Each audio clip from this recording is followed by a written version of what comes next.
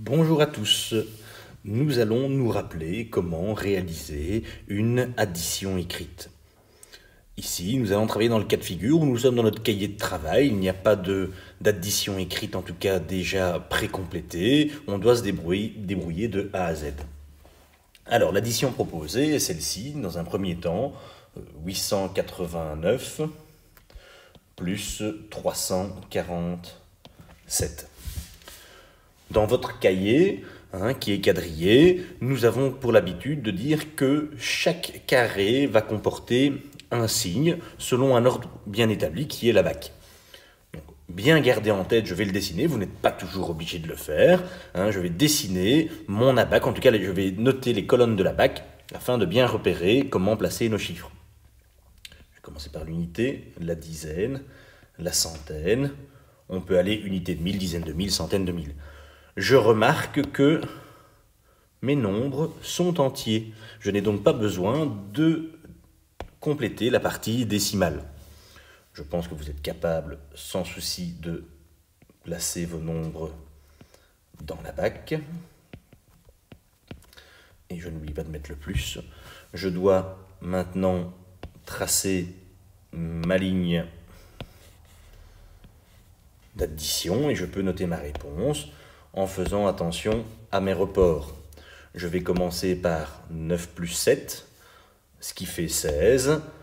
Vu que c'est un abac, je ne peux jamais mettre qu'un chiffre dans une colonne, donc je vais noter le chiffre 6, et je vais reporter au-dessus le 1. Vu que c'est 16, c'est 6 unités et une dizaine. Là, je suis dans la colonne des dizaines. J'ai le report 1 plus 8, 9, plus 4, 13, je vais donc noter 3 dizaines et je vais reporter une centaine. 1 plus 8, 9, 9 et 3, 12. Je peux donc mettre le 2 et reporter une unité de 1000 qui descendra directement, vu que je n'ai rien dans les deux cases. Voilà. Que va-t-il se passer si nous avons des nombres décimaux ? Eh bien, dans ce cas-ci, je vais noter 12 unités et 34 centièmes, plus 604 unités et 3 dixièmes.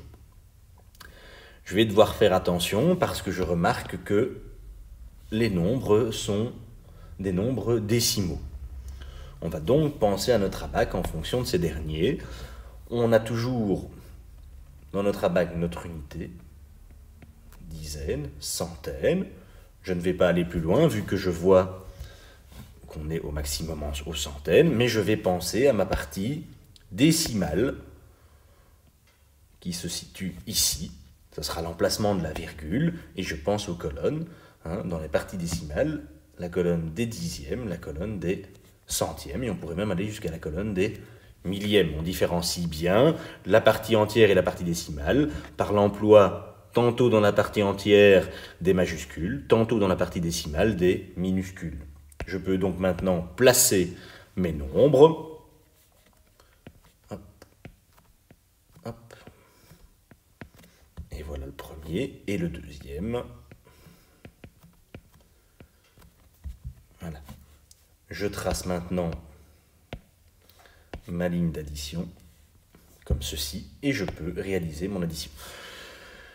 Le moment intéressant se situe à cet endroit-ci parce qu'on a une colonne vide et une case vide ou une colonne vide n'est pas réellement vide, elle contient un 0 qu'il faut toujours avoir en tête, pas forcément pour l'addition mais surtout pour la soustraction écrite.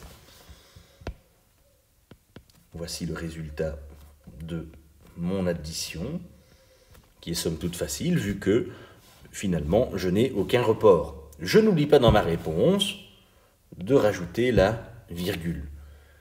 Les erreurs viennent souvent de cette partie-là. Faites donc attention. Bonne journée.